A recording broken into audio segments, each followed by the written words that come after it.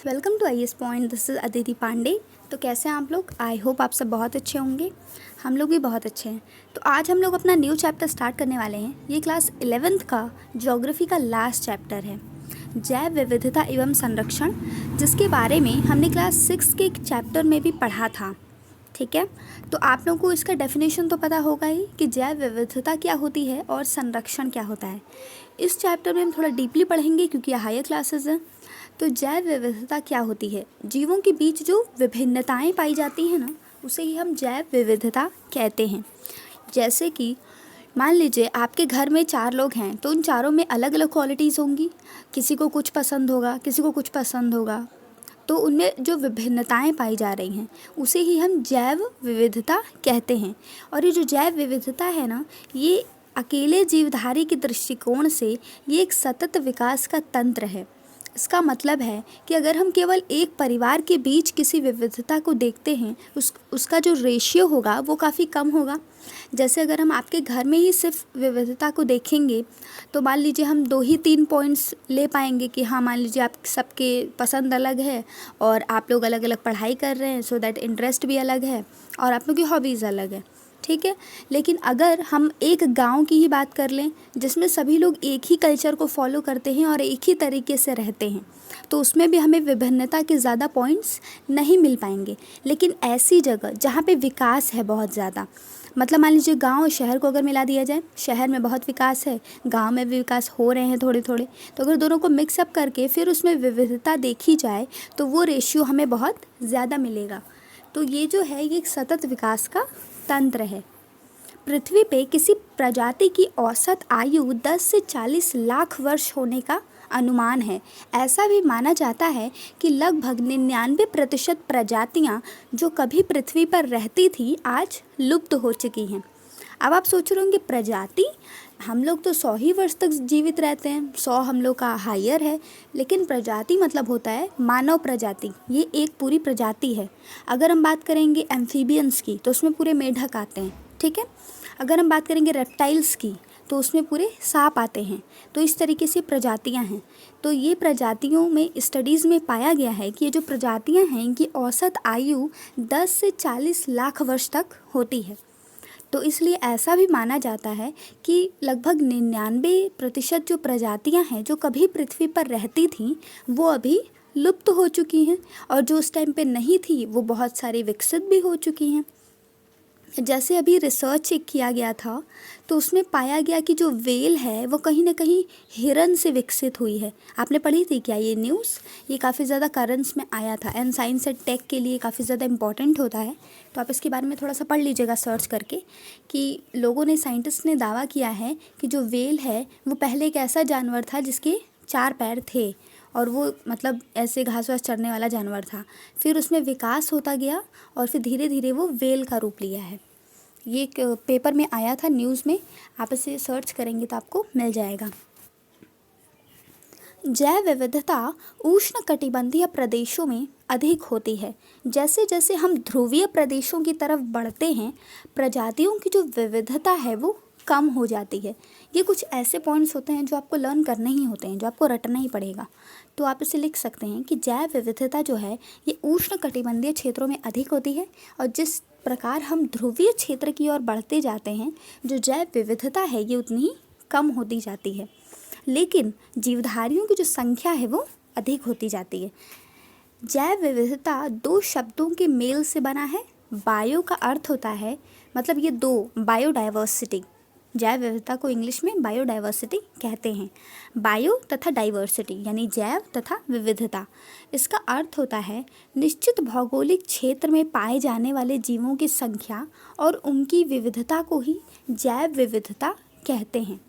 इसका संबंध पौधों के प्रकार, सूक्ष्म जीव मान लीजिए, या किसी भी प्रकार के जीव, उनकी आनुवंशिकी और उनके द्वारा निर्मित परितंत्र से होता है।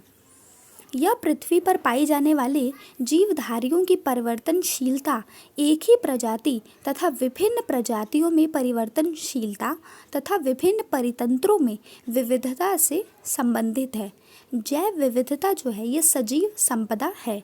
यह विकास के लाखों वर्षों के इतिहास का प्रमाण है।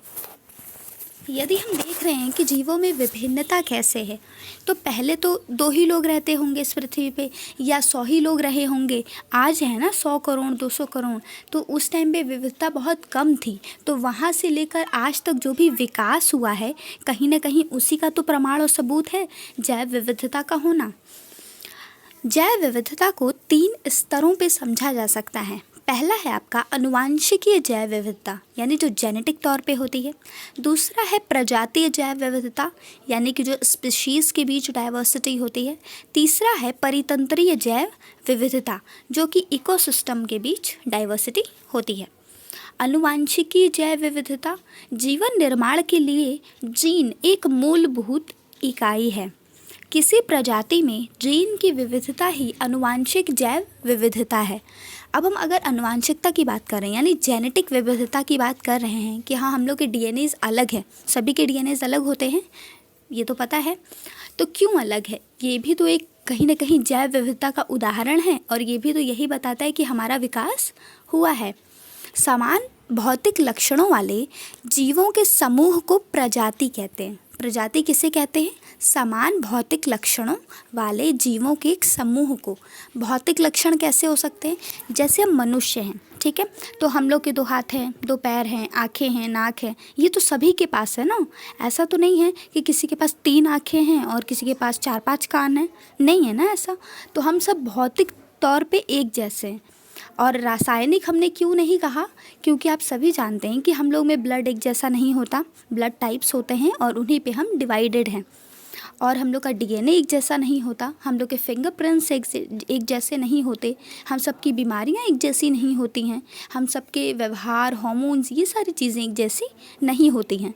तो हम केवल भौतिक तौर पे एक दूसरे के जैसे दिखते हैं, मतलब एक समान दिखते हैं। अगर हम डॉग्स की बात करें तो दिमाग में यही आता है ना, मुंह थोड़ा सा आगे होगा, पूँछ होगी, 4 पैर होंगे, भौंकता होगा, तो ये चीज़ें बन गई ना दिमाग में, उसका हमने नाम लिया उस एक प्रजाति का। अब ऐसा तो नहीं है कि अलग अलग कुत्ते अलग अलग टाइप्स के होते हैं, हाँ कलर अलग हो सकता है, उन लोग की नस्लें अलग हो सकती हैं, लेकिन वो दिखते तो एक ही जैसे होंगे। तो इसी में भौतिक की बात की गई है। दूसरा है आपका समान भौतिक लक्षणों वाले जीवों के समूह को प्रजाति कहते हैं। मानव आनुवांशिक रूप से होमो सैपियंस प्रजाति से संबंधित है। जैसा कि आपने पढ़ा होगा कि जो मानव है, जैसा कि आप लोगों ने पढ़ा होगा कि जो ह्यूमंस हैं, हमें क्या कहते हैं? होमो सैपियंस कहते हैं। तो हम लोग की प्रजाति का नाम क्या है? होमो सेपियंस। क्यों? क्योंकि इसमें कद, रंग और अलग दिखावट जैसे शारीरिक लक्षणों में काफ़ी भिन्नता है। हम लोग का रंग तो एक समान नहीं है ना, कोई बहुत गोरा है, कोई बहुत काला है, ठीक है। कुछ के फेस कट बहुत सुंदर हैं, कुछ के फेस कट उतने सुंदर नहीं हैं, कुछ की बॉडी बहुत अच्छी है, कुछ की बॉडी उतनी अच्छी नहीं है। लेकिन अगर एक भौतिक आकार देखा जाए, जैसे अगर मान लीजिए आपने वो स्टिक फिगर देखी है, क्लास 2 में हमें बनाने को मिलती थी, जिसमें हमें स्टिक के तौर पे किसी भी चीज़ को बनाना होता है कुछ इस तरीके से। ऐसे पैर बने होते थे, ऐसे 2 हाथ बने होते थे, ऐसे मुँह बना होता था, बनाया था ना हमने। अगर ऐसी कोई ड्राइंग बनाने को आए हम लोगों की, ह्यूमंस की, तो हम यही तो बनाएंगे ना, इसमें तो कुछ अलग नहीं करेंगे, चाहे वो व्यक्ति गोरा हो चाहे काला हो, बिल्कुल ऐसी ही ड्राइंग बनेगी। 2 पैर हैं, 2 हाथ हैं, एक मुंह है। तो ये होता है भौतिक संरचना, ठीक है। इसका कारण आनुवांशिक विविधता है। जो हम लोग के रंगों में इत्यादि में जो भिन्नता पाई जाती है ना, वो आनुवांशिकीय होती है। जैसे कि हम अपने मम्मी या पापा पे ही जाते हैं ना, अगर मम्मी बहुत अच्छी हैं, बहुत सुंदर हैं, तो अगर कोई बच्चा उनको पड़ गया तो वो भी बहुत सुंदर होगा उनकी तरह ही। तो ये आनुवांशिक ही तो है, जेनेटिक ही तो चला आ रहा है। विभिन्न प्रजातियों के विकास व फलने फूलने के लिए आनुवांशिक विविधता अत्यधिक अनिवार्य है। लोग कहते हैं कि अगर किसी भी बिल्डिंग को बनाना है तो उसका बेस बहुत अच्छा होना चाहिए, कहते हैं ना। तो अगर हमारे अंदर कुछ भी जेनेटिक नहीं होगा तो हम बिल्कुल विचित्र से नहीं हो जाएंगे। तो हमारे अंदर तो कुछ हमारे अपनों का, हमारे पूर्वजों का रहेगा ही नहीं, कोई भी जेनेटिक चीज़, तो हम अलग ही हो जाएंगे ना। तो ये कैसे पता चलेगा कि हाँ हम उसी प्रजाति से जुड़े हुए हैं? तो थोड़ी सी विविधता आती है, परंतु कहीं ना कहीं हम जुड़े ही रहते हैं। इसी प्रकार जो ह्यूमन्स है, मान लीजिए हमारा चेहरा भले ना मिले लेकिन स्वभाव तो मिलता ही है अपनों से, कि ह्यूमन्स हंसने वाली बात पे हंसेंगे, रोने वाली बात पे रोएंगे। छोटा बच्चा है तो वो छोटे से बड़ा किस तरीके से होगा। हर बच्चा सबसे छोटा होता है तो तुरंत चलने नहीं लगता, वो पहले वो अपने घुटनों पे चलता है हाथों के सहारे, फिर वो धीरे धीरे खड़ा होता है। तो ये सभी मनुष्यों में होता है, ऐसा नहीं है कि कोई स्पेसिफिक मनुष्य है जो 2 महीने का हुआ और तुरंत चलने ही लगा, नहीं होता।